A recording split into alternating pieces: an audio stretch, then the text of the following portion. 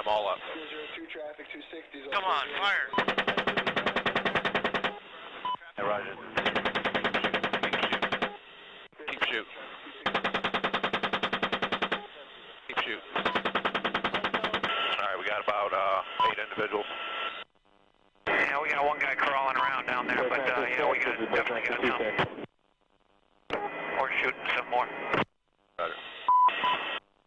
The only way to describe it is like an epiphany. Everything became clear about what I had to do and what was right and wrong.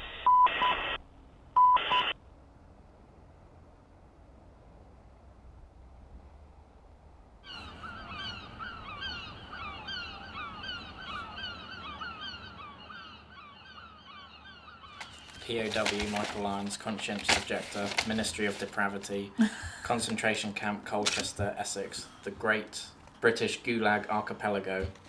I went there nervous because of the threats I'd had before about getting my head kicked in when I was in there and stuff like that from people who weren't in there. But so I was nervous that there'd be a target on my back because of, you know, the fact that I'd taken an anti-war stand and there'd be people who'd been out to Afghanistan and Iraq and were being kicked out.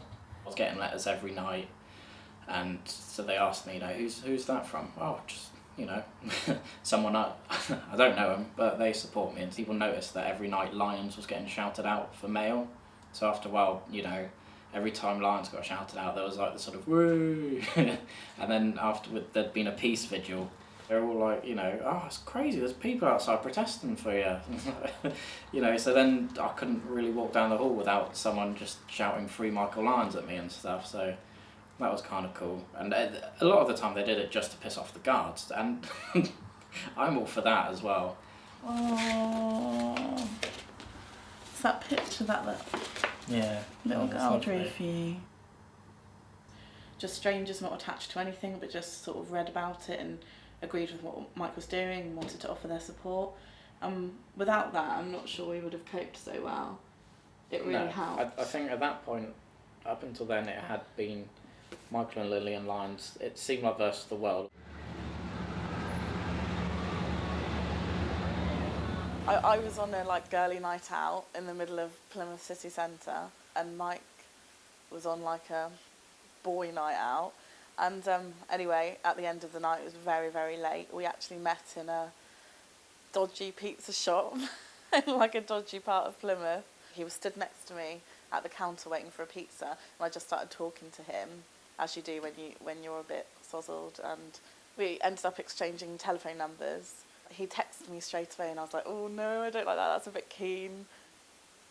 It just went from there, really. We spent a whole week together, going out on dates, going to the cinema, going for meals. And then he had to go away for a week with the Navy. And I really, really missed him. I surprised myself about how much I missed him. And I think he felt the same way.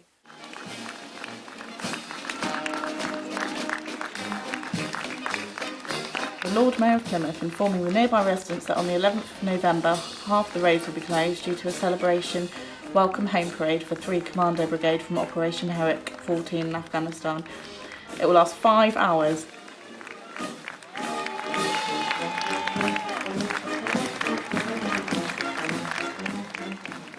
That was due for the first weekend I was back.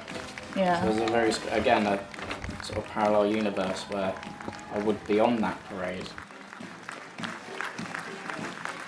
We had the family influence, granddad, great-granddad, but I never knew them. They'd won medals, and they were pilots as well. Great-granddad died during, I think it was World War II, and granddad died testing planes out. The major negative thing where I started to think maybe we weren't the good guys being in the military was when I was deployed to Diego Garcia. My 7 months there coincided with the anniversary where a lot of the Chagosians, the people who were there originally before they were kicked out by the British forces, were doing a visit to a lot of the islands around the area, and I was on that trip because I was the medic. We went onto the islands and we tidied up their graveyards because they hadn't been there for years, so loads of leaves had fallen. We saw where the masters of the coconut plantations used to run the things from, and then we saw the little huts that they were given. It was then when I started to think I am part of something that's not that great. They were basically just kicked off this island because we wanted it, and then also to find out that That island was used for a lot of bombing runs to Iraq, to Afghanistan, in the first Gulf War as well. So it was only soon after that I got my draft order to Afghanistan. Speaking to another couple of medics who'd been out before, they were telling us about the high number of civilian casualties that they were seeing, child casualties that they were seeing. And I was a bit confused almost, because the only casualties you ever heard of were military casualties. There was a point where I just kind of caved, I suppose.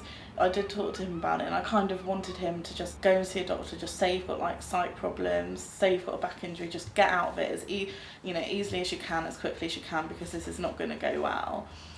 Mike said he couldn't, because he had to be honest about it, because it was his conscience.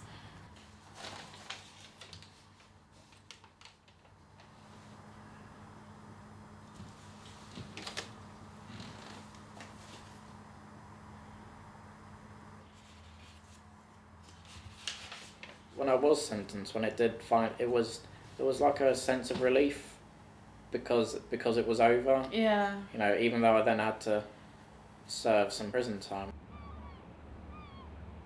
I got to enjoy a quick embrace with my wife, a very brief one, before I was sort of literally manhandled out, and she was in tears, floods of tears. Also, when I was being marched out of the court-martial, because there were a lot of people who had come to support, they started applauding me, which was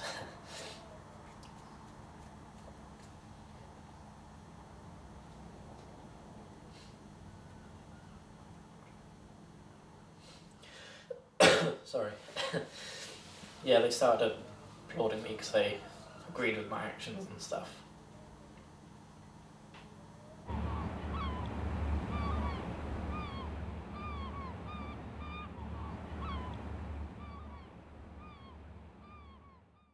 He went to prison on a Tuesday, and then the first wedding anniversary was on the Friday.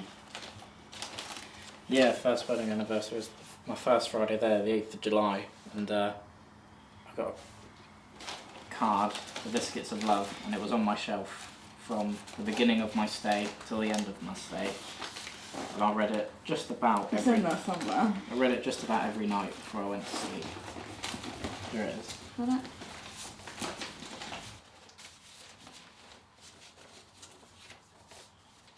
Of all the things I read to cheer me up, that was the main one.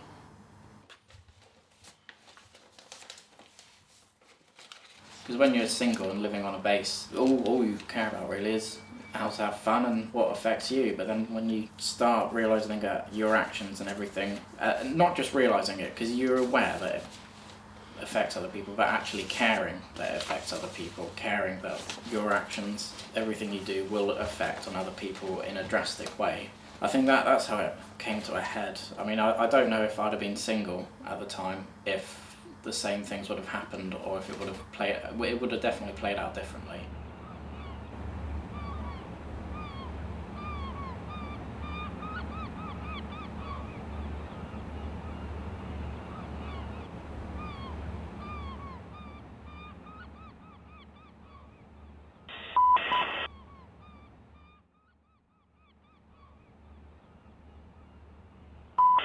Hey, you shoot, I'll talk.